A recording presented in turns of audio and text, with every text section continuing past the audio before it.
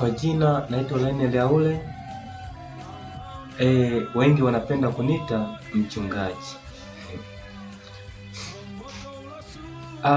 Mimi ni mwigizaji ambaye naigiza maigizo ya movie.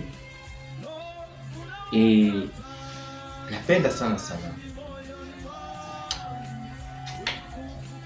Kuna movie mbili tumezicheza nazo, tumecheza kwa wakati mmoja na zimetoka kwa wakati mmoja.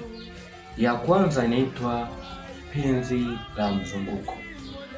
Ya pili inaitwa The Love Behind Magnet.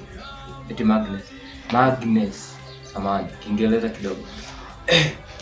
Na movie zote mbili nimecheza kama mchungaji. Japo huku nimecheza mchungaji fulani na huku nimecheza mchungaji fulani. Na yote hii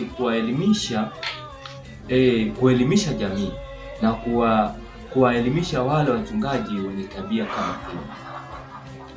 Ndio maana unaniona nacheza tofauti. Lakini lengo langu sio kwenda huko kuzungumzia hilo. Lengo langu ni kuzungumza historia ya hili jina mchungaji. Hili jina mchungaji lilianza sehemu moja ambako unaitwa Kiesa kwa kule Njombe. Hapo nipo Sumbawanga, lakini kwetu Njombe nikizungumzia Kiesa wengi wanakujua. Huko Kiesa tulienda kuchuma parachichi. Nilikuwa nafanya kazi kwenye kiwanda cha parachichi kinaitwa Tanzanite. Kuna tukio moja lilitokea la kimungu ambalo liliwashangaza wengi sana, na wengi wakaniita majina tofauti.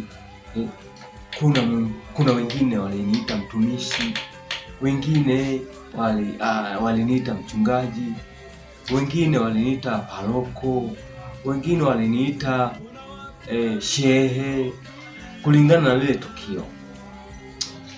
Lakini jina mchungaji ndo limekuwa maarufu sana. Hata nikifika kwenye kundi fulani wakinizoea kidogo tu, kuna wakati